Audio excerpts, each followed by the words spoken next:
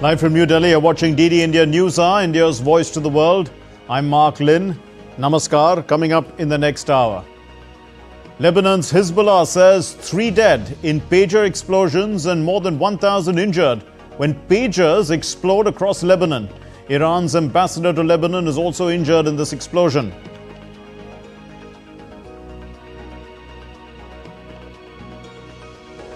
India's Home Minister Amit Shah says that the government plans to implement the one nation, one election in its current tenure. Highlights achievements of the first 100 days of the Prime Minister Narendra Modi's third term.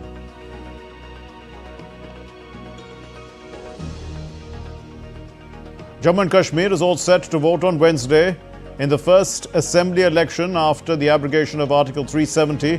The poll process to be completed in 3 phases, counting on October 8. Amid mounting challenges, the European Commission chief, Ursula von der Leyen, names a new European Commission team with a focus on security, growth and climate change. And India lifts the Asian Champions Trophy in the men's hockey for a record extending 5th time, beating China 1-0 in the final in Uluwatu.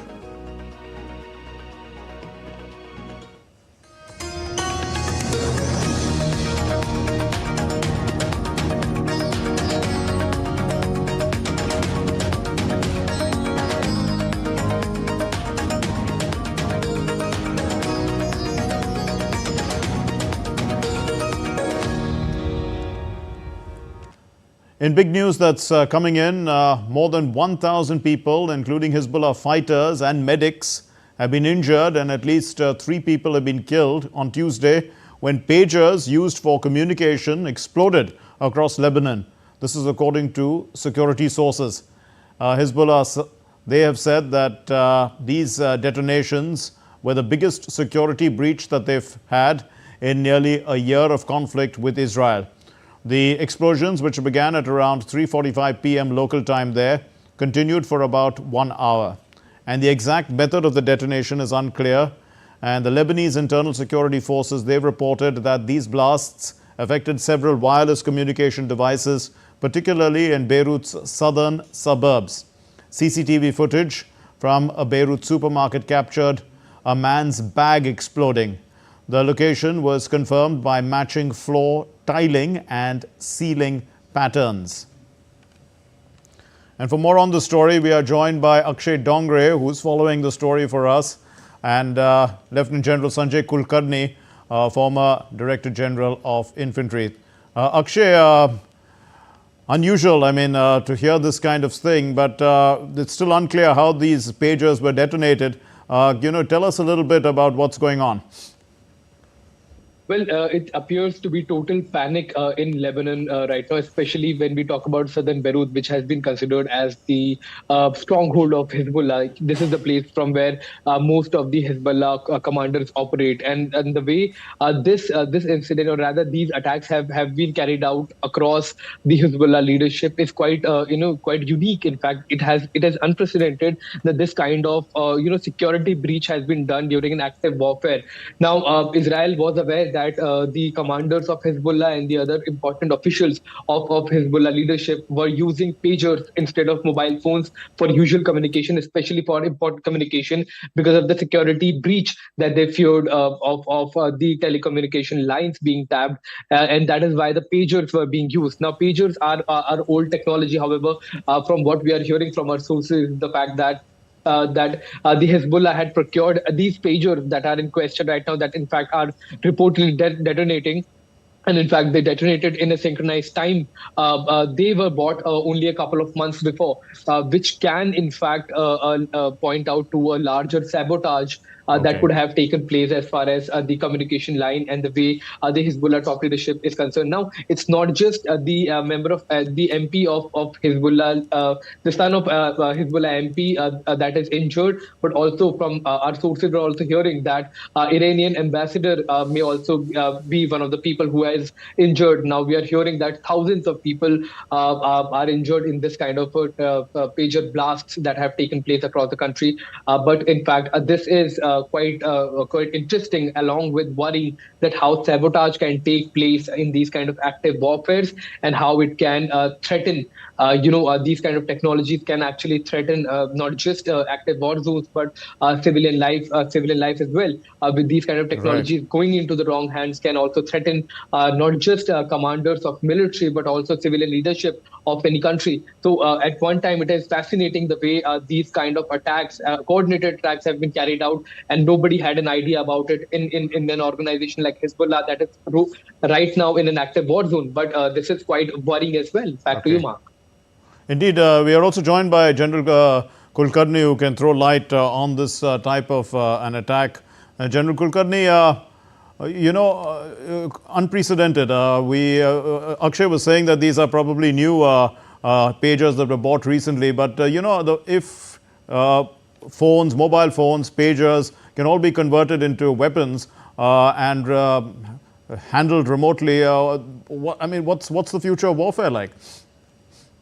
Mark, definitely a huge security breach, and it also tells us that we ought to be very, very careful. And that's the reason why, when we are buying such electronic equipment, we are very particular from whichever country they have to be imported from, because sabotage can always be done. You've seen how mobiles, if they're overcharged, they tend to blast. Similarly, there are devices which can be fitted in to blast. And that is what has been done. And not just over here, the pages have even blasted after 30 minutes of a single blast. So these kind of things can be done because anything and everything can be electronically activated from a distance.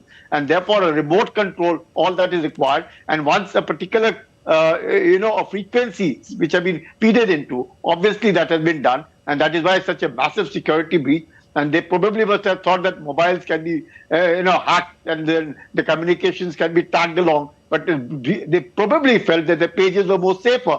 And therefore, the import of this huge number of pages for them, which in fact turned out to be almost like an improvised explosive device, which have led to so many killings, including an Iranian ambassador, I understand, in Lebanon has also been a victim of it. And so have been some of these Hezbollah fighters over there. Anything and everybody, because now it's all out. And most of it has happened in southern Lebanon. And that's quite clear because south and the north of Israel has always been at loggerheads. We've had almost 70,000 people migrating from there. The entire area and all the fighting is taking place over there. The Israelis are striking almost 140 kilometers deep into Israel. Much that the Hezbollahs have been doing so about 8 to 10 kilometers into northern Israel. But Israel has been going all out of it.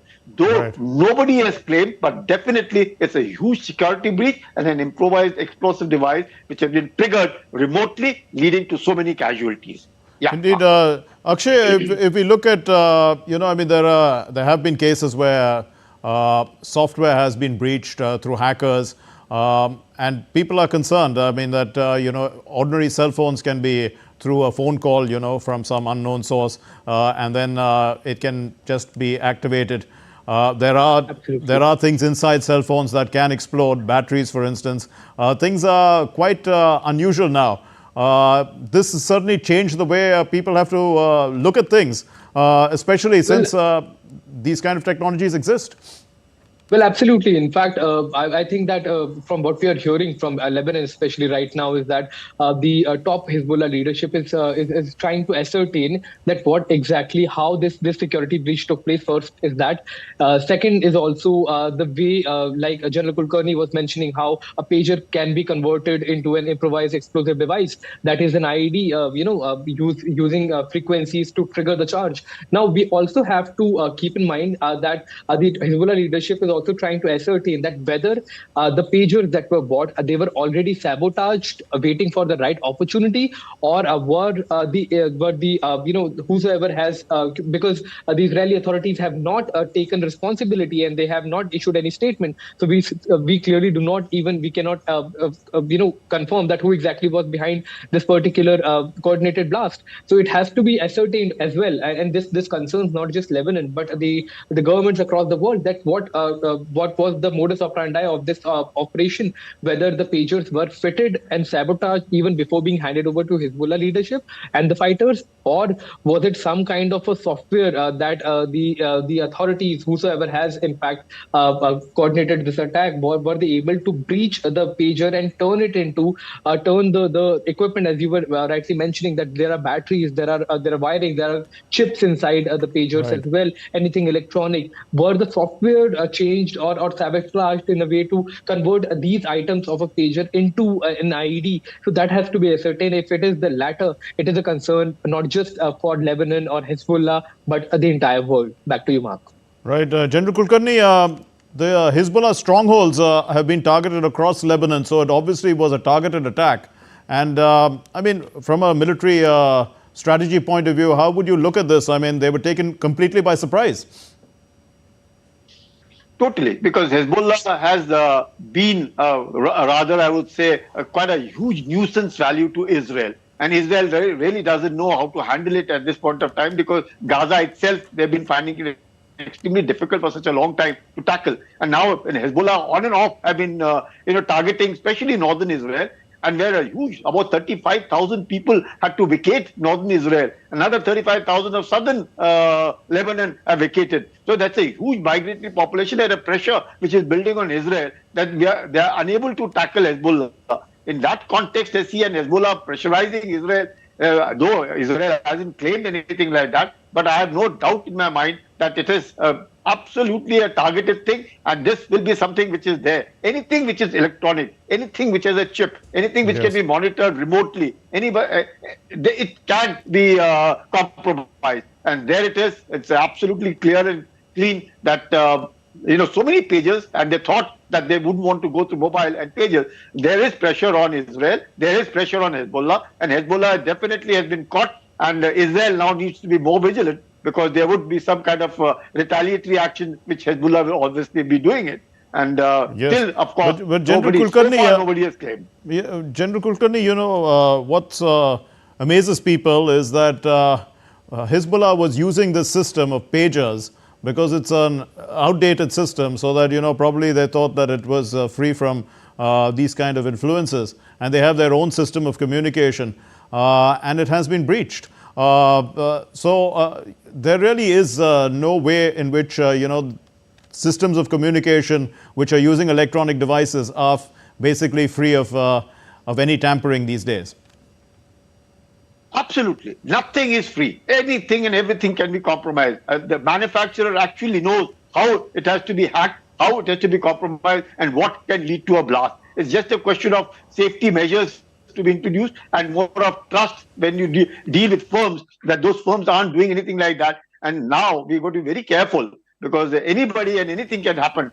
We've had these incidents. So many incidents have happened where, a person with a mobile charger and he's talking on and it's gone off. What is all that? That's all indicative, just not the overheating of that particular battery that needs to, but maybe a compromised part, certain parts which cannot withstand that heat which has been generated into it. And therefore, you find these kind of incidents happening. And one has to be very careful. Now, especially Israel now needs to be careful, because Hezbollah is bound to retaliate, because there are so many casualties that have taken place in Lebanon at this point of time. In fact, let's turn to Akshay, a final question. Akshay, you're following the story, and the numbers are going up. 7,000, I beg your pardon, 2,750 wounded now, and 8 people have been killed. So the numbers are going up. And there has been no comment at all from Israel, has there been? Well, it seems that if Israel has, in fact, ordered this attack, this hit, that is such a widespread hit, then they need not comment at all. In fact, they have crippled the entire Hezbollah leadership in Lebanon functioning right now through a single attack. And though General Kulkarni has been saying that there may be retaliation expected from Hezbollah, but who exactly is going to take that call? Because it seems that every Hezbollah leader or let's say member of Hezbollah was using this pager for communication, especially the important members. And all of them, if a leader of Hezbollah was not near their pager when the blast took place, then they were lucky. But most of these officials of Hezbollah, most of these leadership of Hezbollah used to keep their pagers very close to them in case of any kind of communication, especially since they are in a part of an active war zone. So the entire, it seems, the Hezbollah leadership has been, if not, eliminated, we can't use that word, but it seems that they have been targeted. So it is going to be quite difficult for Hezbollah to come out of this kind of attack that has been carried out. And, General Kulkarni will also agree to the fact that the conflict that is going on, especially this conflict, Israel-Hezbollah or Israel-Hamas conflict, it has been, tilted towards Israel because of the technology that they use. Almost everything that Israel uses is much more technologically superior than the Hamas or the Hezbollah. So it is going to be extremely difficult for Hezbollah to first come out of this, and second, plan an attack that cannot be surveillanced by Israel, because now they have crippled the only communication line that was dependent on modern technology that was being used by Hezbollah. If they go back to cell phones again, there can be surveillance of that as well. So it is going to be extremely difficult for Hezbollah to come out of this attack that they have faced today. Right. We'll leave it there. Thank you very much, Akshay Dongre. Continue to follow the story for us, and General Sanjay Kulkarni, thank you very much, sir, for putting this into context for us. Now, still to come here on DD India News Hour. The Russian President Vladimir Putin has ordered the Russian army, in fact, to become the second largest army in the world after China, with 1.5 million strong.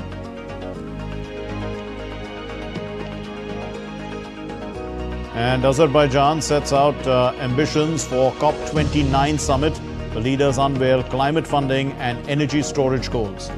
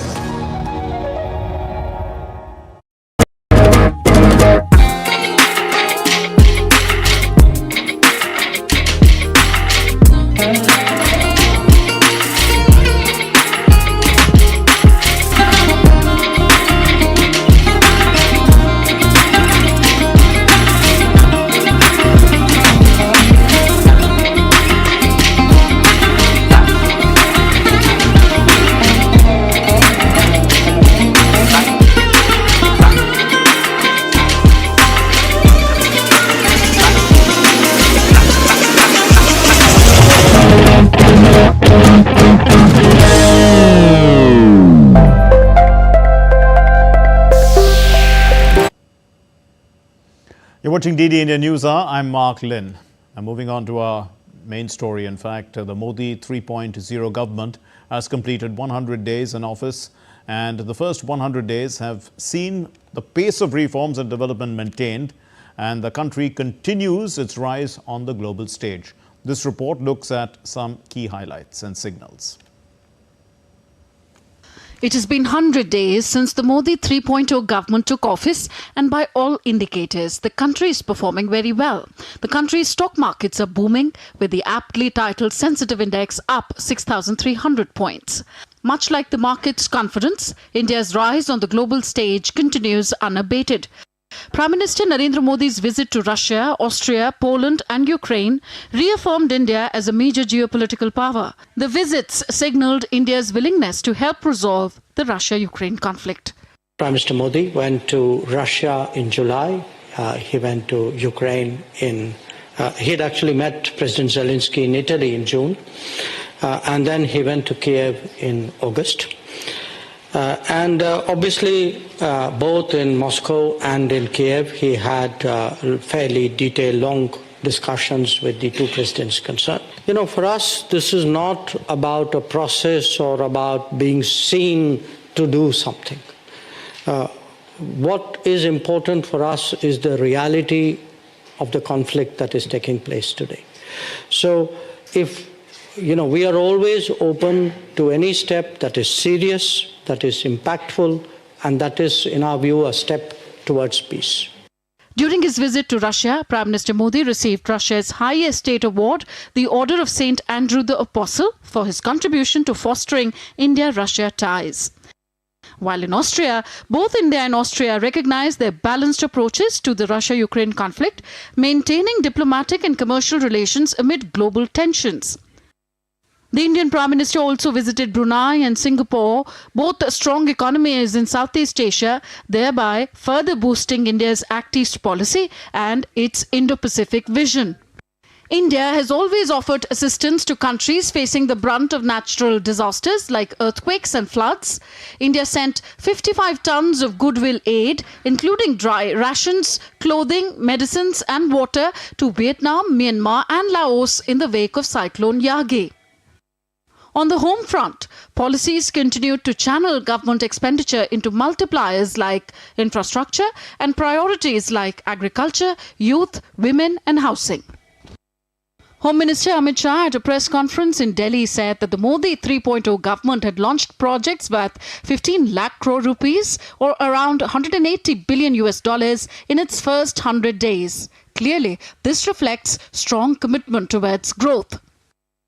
Prime Minister Narendra Modi ji has done for the last 10 years, which is hard work, determined governance, determined investment into infrastructure projects, into schemes, into homes, into job creation that is systematically transforming the lives of every Indian, every youth all around the country. 100 days in office coincidentally also marks Prime Minister Modi's 74th birthday. His vision and work ethic continue to inspire people across India and the world. Bureau Report, DD India. So India's Narendra Modi-led government has completed 100 days in office in its third term, and addressing the media in the national capital, which is New Delhi, on Tuesday, the Home Minister Amit Shah said that one nation, one election will be implemented before the completion of the government's tenure. One nation one election उसको लेकर क्या योजना है और कब तक इसको लागू किए जाने की संभावना? इसी सरकार के कार्यकाल में वन नेशन वन इलेक्शन हम लागू करेंगे. The minister also said that for the first time after 60 years, there is political stability in the country and that the country is experiencing a continuity in its policies. 60 साल के बाद पहली बार कोई एक नेता तीसरी बार अपनी घोषणा के साथ देश का प्रधानमंत्री बनकर देश का नेतृत्व कर रहा है. 60 साल के बाद पहली बार देश में राजनीतिक स्थिरता का माहौल आया है और नीतियों के सातत्य को भी हमने अनुभव किया है और नीतियों की दिशा, नीतियों की गति और नीतियों को क्रियान्वयन करने की सटीकता, ये तीनों 10 साल तक बरकरार रखकर 11वें साल में प्रवेश करना मैं मानता हूं बहुत कठिन है. Well, the stage is set for the first assembly election in Jammu and Kashmir after the abrogation of Article 370 of the Indian Constitution. 24 of its 90 constituencies are going to the hustings in the first round of a three-phase election, and more than 23 lakh, that's 230,000 voters, in fact 2.3 million voters in fact, they are eligible to press the EVM button tomorrow, and that determines the fate of 219 candidates spread across 7 districts. Let's look at this report. Jammu and Kashmir is geared up for the first phase of elections on September 18. The first phase of assembly elections will cover 24 assembly constituencies across 7 districts of J&K. These include Anantnag, Pulwama, Shopian and Kulgam in the Kashmir division and Doda, Ramban and Kishtwar in the Jammu division. In Kashmir division, 16 assembly constituencies are up for election, including Pampore, Tral, Pulwama, Rajpura, Zainapura, Shopian, DHpura, Kulgam, Devsar, Doru, Kulkarni, Anantnag West, Anantnag, Sri Guvwara, Brijbehara, Shangus, Anantnag East and Pahalgam. In the Jammu division, 8 assembly constituencies including Inderwal, Kishtwar, Padar Nagaseni, Bhadarwa, Doda, Doda West, Ramban and Banihal will also go to the polls. All the SOPs of the Election Commission are being followed in the Union Territory. Arrangements have been made for webcasting at every polling station and cameras have been installed to monitor polling from the control room. आज तो हमारा dispatch day है P-1 day है 17 सितंबर और सभी जगह आप देख रहे हैं अभी हम पुलवामा असेंबली कॉन्स्टिट्यूंसी में खड़े हैं और हमारा सभी पार्टीज़ का डिस्पैच हो चुका है और हमारे कुल ज़िला में 481 पोलिंग स्टेशंस हैं। सभी 481 पोलिंग स्टेशंस पे जो इलेक्शन कमीशन ऑफ इंडिया के आदेश अनुसार जो उसमें अरेंजमेंट्स करने हैं एश्योर्ड मिनिमम फैसिलिटीज़ वो हमने रखी हुई हैं सभी जगह और हमारे सभी पोलिंग स्टेशन जो हैं उसको वेबकास्टिंग से हम कवर कर रहे हैं सबको और उसको मॉनिटर किया जाएगा centrally district level UT level और ऑनरेबल कमीशन भी उसको मॉनिटर करेगी. This is the first assembly election in the picturesque J&K since the revocation of Article 370 and the conversion of state into a union territory in August 2019. In the run-up to the election, Kashmir saw unprecedented campaigning with candidates and political parties engaging with public without fear, a first since the eruption of violence in the region. Statehood and development of the region are major poll issues around which the election is being fought. The assembly polls in Jammu and Kashmir are being held in 3 phases. The first phase of voting will be held on September 18, the second on September 25 and the third on October 1 and the votes will be counted on October 8. Bureau Report, DD, India. Shifting focus, the European Commission chief Ursula von der Leyen on Tuesday named a new team to lead the European Union's most powerful institution for the next 5 years. The team is going to focus on tackling challenges in regional security, competitiveness and growth. Lithuania's Andrius Kubilius will be the first defense commissioner and the new role is designed to build up European military manufacturing capacity in the face of Russian aggression in Ukraine on the bloc's eastern flank. Spain's Energy and Environment Minister Teresa Ribera will be the new antitrust chief tasked with reining in the power of big tech and also ensuring that the EU achieves its green goals. The EU's 2 biggest countries have top jobs in the Commission. Von der Leyen herself is German and France's outgoing Foreign Minister Stéphane Séjourné will be the industrial strategy. He holds that portfolio.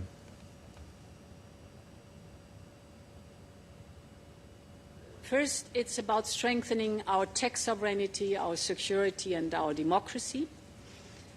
For that, we want to build a competitive, decarbonized and circular economy with a fair transition for all.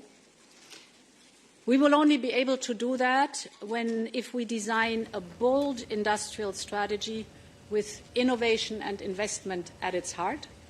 So to a certain extent, it's not preserving the old, but via innovation and investment really embracing fallback chahiye isme.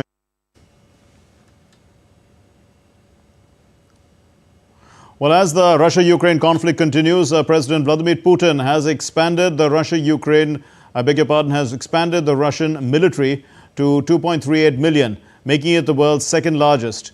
Germany has pledged an additional 100 million euros in winter aid to Ukraine. Russia reports shooting down 16 Ukrainian drones, while Ukraine claims to have downed 34 of 51 Russian drones. Here's Rahul Upadhyay with the latest.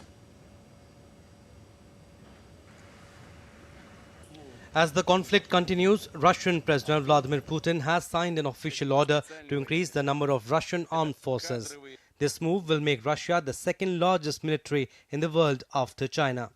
Decree published on the Kremlin's website, Putin ordered the overall size of the armed forces to be increased to 2.38 million people, of which he said 1.5 million should be active servicemen. This is due to the number of threats that exist to our country along the perimeter of our borders. It is caused by the extremely hostile environment on our western border and instability on our eastern border. This demands appropriate measures to be taken. Amidst all these, Germany has announced it will provide an additional 100 million euros in aid to Ukraine for the winter. This announcement was made by German Foreign Minister Annalena Baerbock during her visit to Moldova. People's biggest concern here is that should Ukraine fall, Moldova will be next. That is why support for Ukraine also means support for Moldova and European democracy overall. So it's a good sign that today I brought with me to Moldova 100 million euros of winter aid for Ukraine, because it's clear that autumn is arriving and winter is on our doorstep. And Russia's hybrid war means another winter war with the aim to make people's lives in Ukraine as horrible as possible. Russian forces attacked energy infrastructure in Ukraine's northeastern Sumy region, cutting power in some districts and forcing the use of backup power systems. While the Russia's defense ministry says 16 Ukrainian drones were shot down overnight over the territory of the Bryansk region and one over the territory of the Kursk region. In response to the attack, the Ukrainian Air Force said that its air defense had shot down 34 out of 51 Russian drones in 5 regions. The overnight attack did damage in the Konotop, Okhtyrka and Sumy districts, and the critical infrastructure facilities were using backup power systems. Rahul Upadhyay's report, DD India. As the United States continues to work with mediators, Egypt and Qatar to present a revised ceasefire proposal for the conflict in West Asia, Qatar's foreign ministry spokesperson said on Tuesday that efforts to secure a Gaza truce are ongoing. This follows recent in-person talks that ended without a breakthrough. The efforts are still ongoing and channels of communications remain open. And as I described in the beginning of the briefing, the contacts and the calls and visits and meetings are ongoing. I can't comment on any recent development as you alluded to, but I can tell you that it's an ongoing process where the language is being revised every time in order to bridge the gaps. Well, there's plenty at stake as Sri Lankans go to the polls on September 21. The field is open as all parties and candidates hope to offer alternatives to Sri Lanka's economic and political woes. Well, the country has pulled itself back from the brink, and all sections of society, especially women, are now asserting themselves more forcefully. Mihir Mekuri gives us a clearer picture. With a long history of ethnic, political and economic turbulence, Sri Lankans are gearing up to elect a new president. As the date of voting, which is September 21st, candidates are leaving no stone unturned to win over the voters. Traditionally, Lankan elections have been two-horse races. But the 2024 election is shaping up to be one of the most open one yet, with 38 contenders in the fray. The contest is particularly intense among 3 leading candidates: incumbent President Ranil Wickremesinghe, Anura Kumara Dissanayake of the left-leaning National People's Power Coalition, and current opposition leader Sajith Premadasa from the Samagi Jana Balavegeya. But in a striking omission, the field of 38 candidates lacks a single female representative, highlighting a concerning gender gap in Lankan politics. Sri Lankan political party structure, political space is patriarchal dominated, and we have not been able to find a way out of that dominance. Even the electoral system, if you look at the manner in which you have to spend money, preferential voting system, the struggles to get your nomination, all that decision making is in the hands of men. Money is in the hands of men. Meet 61-year-old Samudra Jayalath, a beloved local political leader known for her dedication to the middle-class community. Despite nearly 4 decades of service across multiple parties, Jayalath has yet to secure a national political position and has decided not to run for the top job. When you look at women parliamentarians, they have political backgrounds. Without that, it is very difficult to get there for women like us at the grassroots level. There are a lot of obstacles. After some really hard work, I have managed to get elected to the municipal council. Since Sri Lanka introduced universal suffrage in 1931, the proportion of women in parliament has never exceeded 7%. Today, women make up just 5.3% of the 225-member body and have historically held only a small fraction of cabinet positions. As the country approaches its upcoming elections, all eyes are on whether these events will enhance women's participation in Sri Lankan politics. Bureau Report, DD India. Well, still to come here on DD India News Hour, we'll be discussing 100 days of the Modi 3.0 government being in office, key outcomes from a global perspective.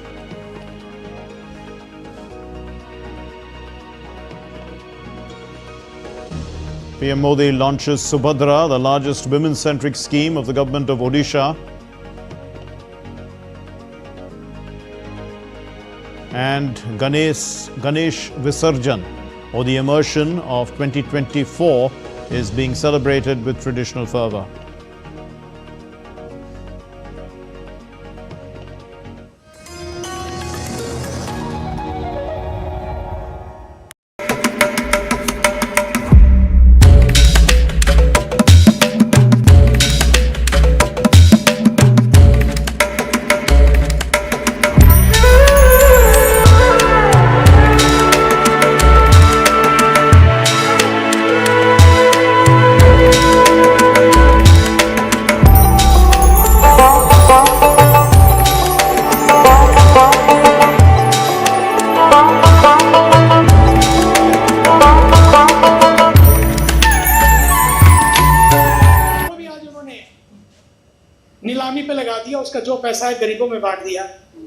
You're watching DD India News Hour. I'm Mark Lynn, and well, let's get you a recap of the main news.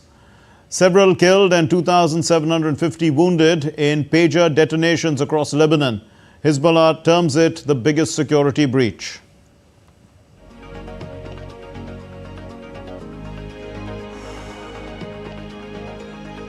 India's Home Minister Amit Shah says that the government plans to implement one nation, one election in its current tenure, highlights achievements of the first 100 days of Prime Minister Narendra Modi's third term.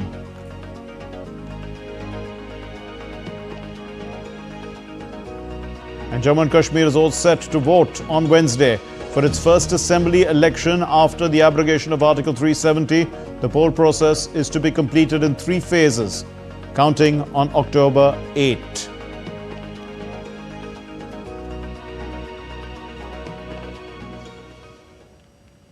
And going back to our story on 100 days of the Modi 3.0 government, we are joined by Professor Harshvardhan Pant, who is the Vice President at the Observer Research Foundation. Thank you, Professor Pant. We're looking, of course, at India's global image. So do you see India playing a key role in bringing peace, let's say, to the Russia-Ukraine conflict? The Prime Minister visited both those places in the first 100 days. Hi, Mark. I think it's quite remarkable that when Modi, at the very beginning of Modi 3.0, the third term for the Modi government, we have seen Prime Minister taking such an initiative, which many would have said is a lost cause. And here is, I think, India trying to revive international community's faith in the possibility that perhaps peace can be achieved through dialogue and through some kind of an engagement with both sides. India remains perhaps the only country that can do this at this point in time. It's the only country that can still talk to Russians and still engage the Ukrainians and also continue to be an interlocutor to the West. So I think Prime Minister has used his own diplomatic capital, and he has launched this initiative with, I think, great gusto at the very beginning of his third term. I think it also in some ways has lit this fire of optimism in the international community that perhaps something can be done about a conflict that is menacing so many, that is causing global harm, that is causing global turmoil. And at the same time, there is no end in sight. So I think what I think India's initiative has done is to show that some kind of, that still there exists a possibility of some kind of an outcome for this conflict. Professor Pant, also, how important was the Prime Minister's visit to Singapore and Brunei for India's Act East policy? I think absolutely critical, and one of the things that perhaps Prime Minister is signaling or the government is signaling with this initiative is that not only will we see Southeast Asia continuing to be very important geography for India as it expands its presence and profile in the wider Indo-Pacific, but also the fact that China's rise continues to be a major challenge for India, which India can only manage if it has sustainable, strong, and stable ties with some of its key interlocutors in Southeast Asia. And therefore, we have seen, for example, in Prime Minister himself going to Singapore and Brunei, very historical visits. And also you had the visits by the Vietnamese and Malaysian leadership, top leadership to India. So I think all in all, Southeast Asia has occupied a very important position in this first 100 days of Modi 3.0 foreign policy landscape. And I think that the reasons are all related to, of course, China, but they are also related to how India's developmental priorities are intricately linked with what is happening in Southeast Asia. And the Prime Minister also made first visits by an Indian Prime Minister in over 40 years to Austria, to Poland and Brunei as well. So, you know, what's the significance of that? Because, I mean, at that level, no interaction. I mean, the Indian Prime Minister has not been to these countries ever, perhaps, in a sense. I think it signals, Mark, two things. One, that the government is keenly aware that India today is looked at as a very important partner for a large part of the world. And there is a huge swathe of geography where perhaps Indian diplomacy has struggled to reach at the top levels. So I think by going to countries where, you know, for the first time, Prime Minister, top leadership of India is going in decades, and sometimes the very first visits, I think they signify that India is today rising in its own estimation of what it can bring to the table. It feels quite capable and confident of achieving certain outcomes, and that it wants to expand its presence even in those parts of the world that perhaps at one point may have seemed slightly beyond the pale. But today they are front and center. For example, you know, when you look at Austria, when you look at Poland, two very important countries in Europe, and Europe is changing its the center of gravity of European politics is changing. It's moving to Central and Eastern Europe, and I think Prime Minister in India, they are signaling that India is not afraid of looking at multiple geographies even within Europe. So I think from traditional three or four countries where India had focused on in its engagement in Europe, today India is engaging with a large number of countries, even in areas where perhaps India had neglected. Finally, Professor Pant, what role is India going to play first in moving the world towards multipolarity and then as one of the poles in a multipolar world?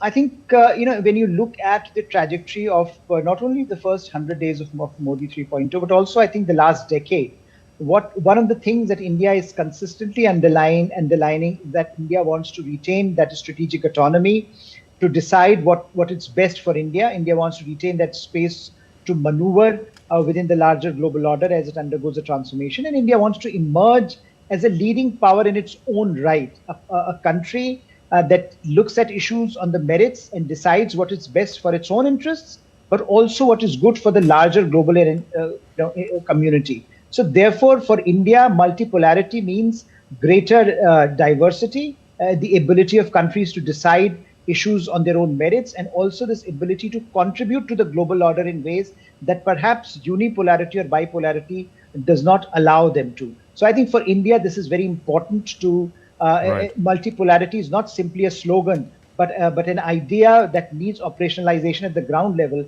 so that its own interests converge with the wider global interests and it could contribute more fruitfully.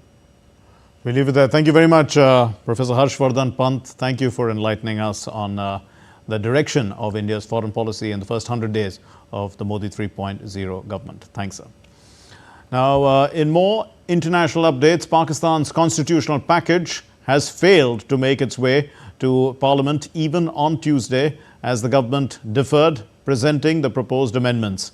The government said that it would bring the legislation before the House after a consensus had been achieved. The government's efforts to address the objections through back-channel negotiations are ongoing. And the Pakistani government needs 13 opposition votes to achieve a two-third majority which is required for this constitutional amendment. The US House of Representatives plans to vote on Wednesday on a stopgap spending bill that would extend government funding for 6 more months and require Americans to provide proof of citizenship when they vote. The vote sets up a confrontation with the Senate, where Democrats who control the chamber say that the spending bill should not be paired with the voting requirements that Republicans want. Unless a stopgap spending bill is sent to President Joe Biden by midnight on September 30, the end of the government's current fiscal year, then many agencies operating will cease to have their money. Thousands of federal workers will be furloughed, and for lack of funds, that is. And a shutdown could in fact upset voters in weeks before the November 5 elections, with the control of both the House and the Senate at stake. The Florida governor, Ron DeSantis, said on Tuesday that the state agencies are investigating the attempted assassination of the Republican presidential candidate Donald Trump at his West Palm Beach golf course. And a 58-year-old man suspected of planning to assassinate Donald Trump has been charged with 2 gun-related crimes. According to court documents filed on Monday, the suspect may have been lying in wait actually for nearly 12 hours, hiding in the bushes with a loaded semi-automatic rifle.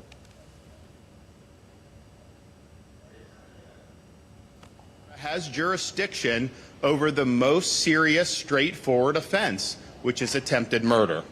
I've directed state agencies to move expeditiously and to provide full transparency to the public. A Kiev official said on Tuesday that Trump's assassination suspect had no ties with the Ukrainian government. Answer, but I'm still curious. Ukraine strongly condemns this criminal act and all forms of political violence. We are glad that this aspect was apprehended so quickly, and we want to emphasize that this aspect has no ties to Ukrainian government institutions and has never fought for Ukraine as part of the International Legion or other units of Ukraine's defense forces. Well, from Europe to Asia, harsh weather is wreaking havoc, and the mayhem caused by Typhoon Yagi continues, with the death toll in Myanmar now surpassing 226 in just a week. Meanwhile, torrential rains have caused floods in Central Europe. More worrisome, the International Federation of the Red Cross and the Red Crescent Societies. They have warned that these floods in Central Europe are likely to become frequent. DD India's Mihir Makuri covers all the latest weather updates from around the world. Catastrophic weather patterns continue to wreak havoc in different parts of the world. With COP29 round the corner, the Azerbaijani leadership laid out its plans on Tuesday for what it hoped to achieve as countries continue to wrestle with how to raise ambitions for a new financing target. They unveiled over a dozen new initiatives, including a fund supported by fossil fuel producers to aid climate projects and grants for tackling climate-related disasters in developing nations. From wildfires to floods to drought, the unprecedented weather is being witnessed across the globe. Streets and houses remain submerged after heavy rains triggered floods in parts of Central Europe, with at least 19 deaths. Residents of the northern Czech city of Ostrava were rescued from their home as police deployed choppers after the worst flooding in more than 2 decades left a long trail of destruction. $260 million has been set aside by the Polish government for the victims affected by the flood. The regions around the border between the Czech Republic and Poland were hit hard. The losses are unimaginable for the city. All the bridges are broken, asphalt is coming off. The town doesn't have the funds to repair it. The city looks like an apocalypse. I would call it a ghost town. More than 40,000 people in southern Poland have been evacuated after the embankment was damaged. Residents of the Nisa city gathered sandbags and left their homes to help prevent Klotska River's embankment from completely caving in. In Romania, the flooding killed at least 7 people over the last few days. In the wake of devastating floods, political parties in Austria have been forced to cancel or postpone election events scheduled for Monday. The country is now grappling with a massive cleanup effort as it confronts the aftermath of the disaster. Firefighters in Portugal and Spain are engaged in a fierce struggle against widespread wildfires. Central and northern Portugal have reported at least 4 fatalities and multiple evacuations. In Spain's northwest, particularly around Brunyolas, while recent firefighting efforts show promise, the fires continue to rage. Many Asian nations are also facing large-scale flooding. Typhoon Yagi left swaths of areas inundated with surge waters in its wake. The death toll in the Southeast Asian country of Myanmar has reached 226 on Tuesday, with 77 people still missing and over 150,000 homes flooded. Nature's fury is also not ending for Vietnam after Typhoon Yagi set off floods and landslides that killed more than 290 people in the north. The country is now preparing for more flooding, with the tropical depression forecast to strengthen into a storm as it heads to its central coast. But there is still a ray of hope for the world. Following global efforts to phase out ozone-depleting chemicals, the World Meteorological Organization reported on Tuesday that the world's ozone layer is on the road to long-term recovery despite a recent destructive volcanic eruption in the South Pacific. Mihir Makri reporting for DD India. India's Prime Minister Narendra Modi launched Subadra, which is a flagship scheme of the government of Odisha in Bhubaneswar today. It's the largest single women-centric scheme and is expected to cover more than 10 million women. Prime Minister also initiated the fund transfer into the bank accounts of more than 1 million women. Prime Minister laid the foundation stone as well and dedicated to the nation railway projects worth more than $337 million and laid the foundation stone for a national highway project, in fact, worth more than $120 million.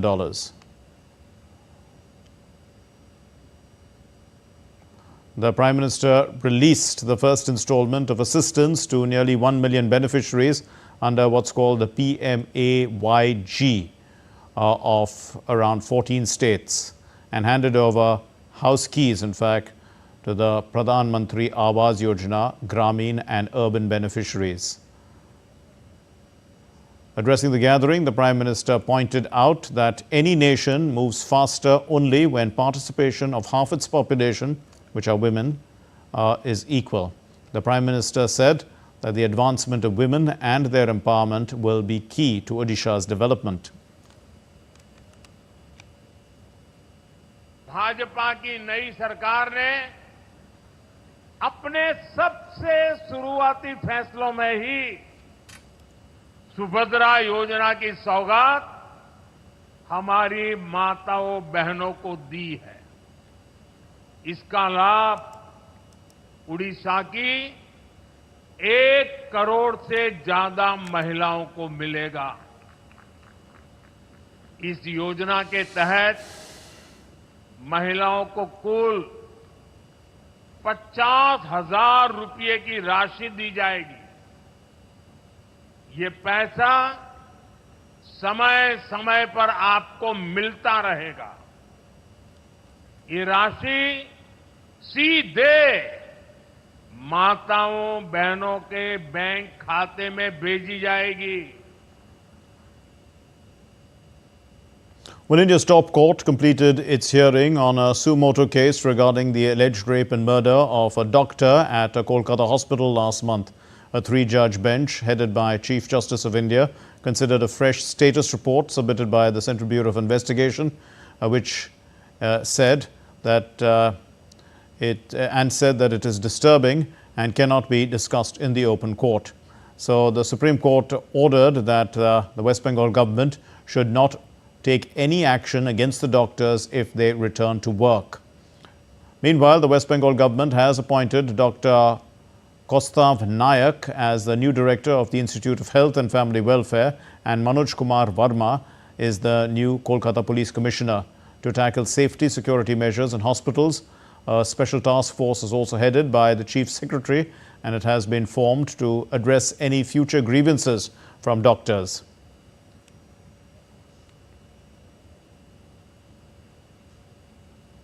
Time now for the sports news.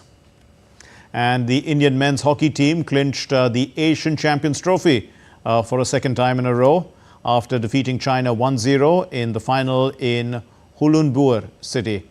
India is the most successful team in the competition with 5 titles, and China featured in its first ever final. India has advanced to the Asian Champions Trophy hockey final for a 6th time. That was when it reached this final, and India have remained undefeated in the tournament.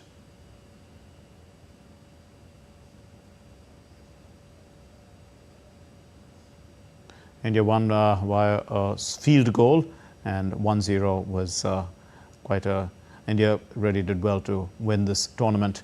Now, India's Sports Minister Dr. Mansukh Mandavia congratulated the Indian team, and he posted on X, yet another glorious chapter in our sporting history. Many congratulations to the men in blue for winning the Asian Men's Hockey Champions Trophy 2024 for the 5th time, registering an emphatic victory against China. The back-to-back success of our hockey team with a bronze in the Olympics and now in the Asian Champions Trophy has filled our hearts with pride. My best wishes to all. Keep shining and keep rising. Well, on the occasion of Ganesh Visarjan, Hindu devotees across India gathered on Tuesday to bid a heartfelt farewell to their beloved Lord Ganesha. Now, after 10 days of vibrant worship and celebration, worshippers immersed the idols of Lord Ganesha in water bodies, marking the end of the festival. It is believed that Lord Ganesha grants the wishes of his devotees before returning to his divine abode. As the day concluded, devotees prayed for his return next year, hoping for continued blessings and well-being.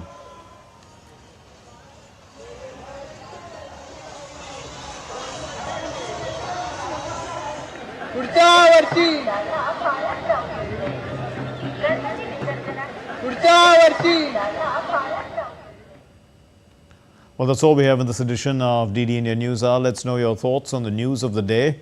And for those of you on the go, get the latest news and updates from across the world and India on the DD India mobile app. That app is available on Android and iOS platforms. Scan the QR code and download it. We'll be back with more news as it breaks here on DD India. I'm Mark Lynn. From all of us here in Delhi, thank you very much for watching DD India News Hour. It's been our pleasure bringing you the news. Namaskar.